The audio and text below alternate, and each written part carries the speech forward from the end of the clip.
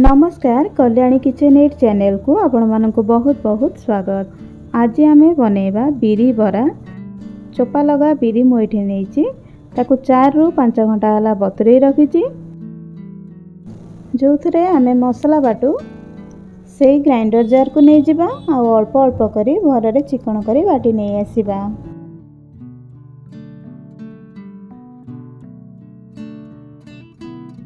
पानी दरकार मुताबक देबे।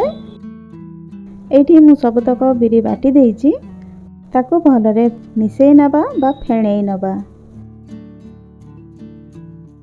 4 ରୁ 5 मिनिट फेणेला परे ता कलर चेंज हो जिवो और सेटा बहुत हल्का हो जिवो। पानी रे पकेले जेमती भासुथबो से बेला हे गले आम बिरी परफेक्ट हे गला बोली आमे जानिमा। एबे 4 ରୁ 5 चामच नहीं जाइए एठी सुजी ताकू भलरे मिसेई नबा।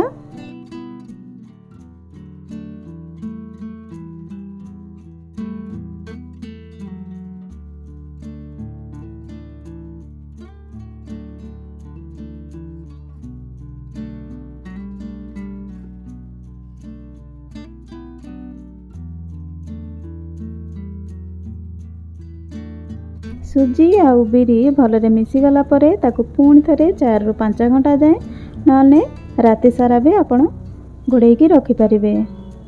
एठी 5 घंटा परे देखंतु केते फ्लफी हो जाइछि। सेथिरे आमे स्वाद हिसाब रे लूण नहीं जिबा,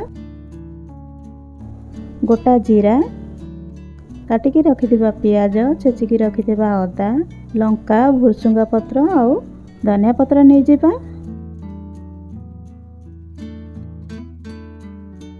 भिजई थिबा बिरी डाली रु अल्प मुठे रखी देइथिली ताकू ऊपर पकेबा। सब तक मिसेई नबा।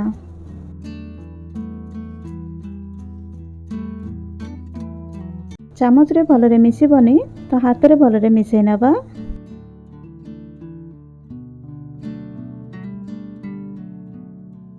बरा को छाणिला बेले तेल को पूरा हाई फ्लेम रे रखिबा।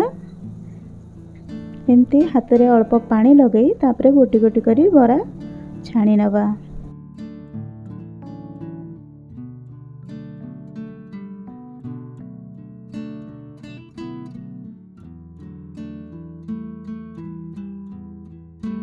गोटे पट भलरे ब्राउन हो गला परे आर पट को उल्टई दबा। एमती छाणिला बेले गैस रो फ्लेम को हाई टू लो करके रखिथिबे बा मीडियम फ्लेम रे रखिले बरा गुडी को भितरु भलरे सिजिबो। जदि मो वीडियो गुडी को आपन को पसंद आसुची तेबे मो चैनल को सब्सक्राइब और लाइक करिया भूलिबे नहीं। एठी हमर गोटे बैच बरा हेई गरानी तो आउ सब तक बरा मो पकेई की देखौची।